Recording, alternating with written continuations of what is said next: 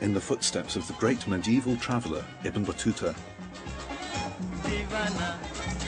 I've lived more than half my life in the Muslim world, and I've been stalking this Moroccan wanderer across the centuries for over a decade.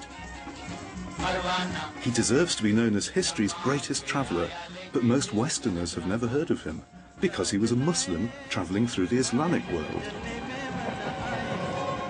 When he was here in India more than half a millennium ago, he'd already travelled for 16 years and tens of thousands of miles, from his home city of Tangier in Morocco, to Mecca for the Hajj pilgrimage, through Iraq, Syria, Turkey, and across Central Asia to the subcontinent. When he was on the road, about half the known world was under Islamic rule. The trade routes lay wide open. This was a golden age of travel, and Ibn Battuta seized the unique opportunity to surf the wave of Islam as it rolled eastward. The Sultan of Delhi had just appointed him his ambassador to China, and Ibn Battuta was now heading to the Indian coast of Gujarat to start the long ocean voyage.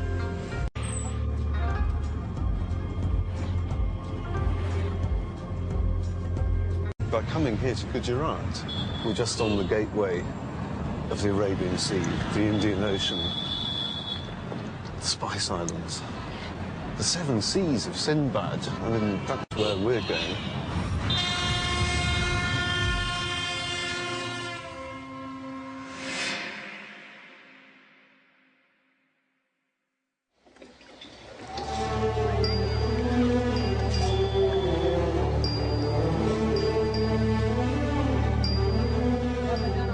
The city of Ahmedabad in the Indian state of Gujarat.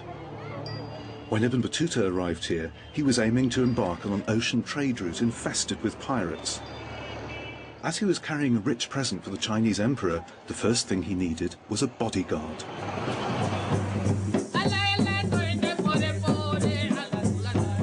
I hired a complement of 50 rowers and 50 Abyssinian men at arms. These are the guarantors of safety on the sea. Let there be but one of them on a ship, and it will be avoided by the Indian pirates and idolaters.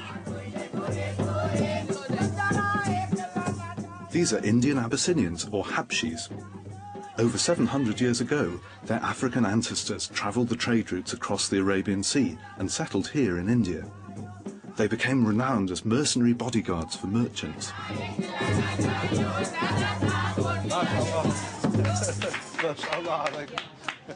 I was sitting here and I kept hearing, I thought I was hearing Gujarati and then Arabic and then Swahili, everything mixed up. I think, you know, I was really just hearing a linguistic amalgam of the Indian Ocean. Where were your ancestors from? कोई कह रहे हैं east Africa से आए थे लगभग 700-750 साल पहले आए. Perhaps my traveller, Ibn Battuta, travelled with some of your ancestors. दरिया पीर, दरियाई दूल्हा, दरिया का बादशाह, बाबा गौर, दरियाई दूल्हा. वो दरिया में से आए थे तो दरिया दूल्हा कहलाए. वो बाबा गौर आए थे, तो वो ऐसे थे. The Habshis live in their own ghetto in one of the poorest parts of the city. Over the centuries, they've chosen not to integrate with the Indians around them. They have held on to their African identity and their Islamic faith. क्योंकि हमारे बुजुर्ग जो हैं, वो बरसों से हम उसी के अंदर लगे हुए हैं और जो पहले जो बुजुर्ग 750 साल पहले से जब से यही चल रहा है, इसी तरह से एक के बाद एक सभी गाते आते हैं. Do you think it could happen that younger generations would marry outside the Habshi community? I'm thinking of this being a way in which they could become more Indian. बराबर है भारत में अगर पैदा हैं तो, लेकिन हम अपने और जगह नहीं, क्योंकि जो हमारा जो. I'd arrived on the first day of Eid, the Muslim festival celebrating the end of the Ramadan fast, so the Habshis were putting on a party. Little did I know what was in store. It was a religious rite Ibn Battuta had also witnessed on his travels, something that has to be seen to be believed.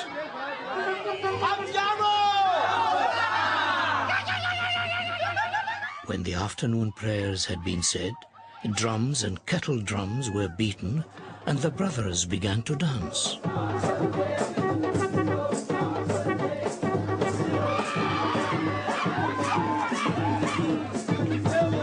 You can see why their ancestors were valued as bodyguards.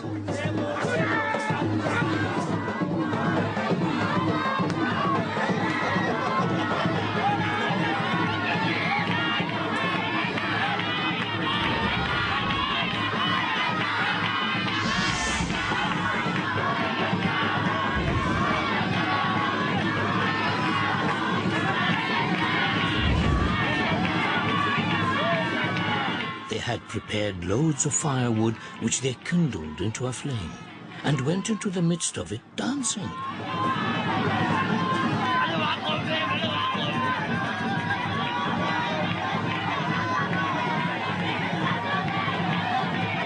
Some of them put the fire in their mouths and ate it.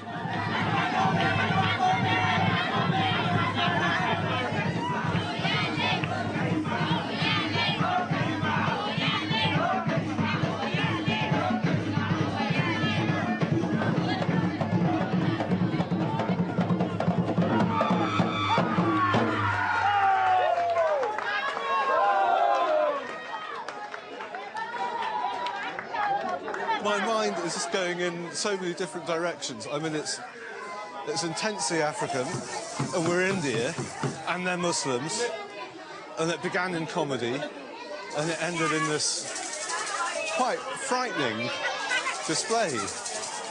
And it's just the sort of thing Ibn Battuta saw. I mean, it's precisely what he describes.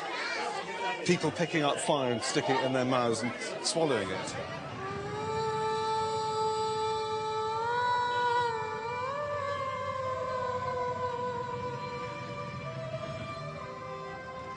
Ibn Battuta left Gujarat with his African bodyguards and headed down the coast. He was making first for the city which was in his day the very hub of worldwide trade, the port which linked the Arab world in the west to China in the east, Calicut.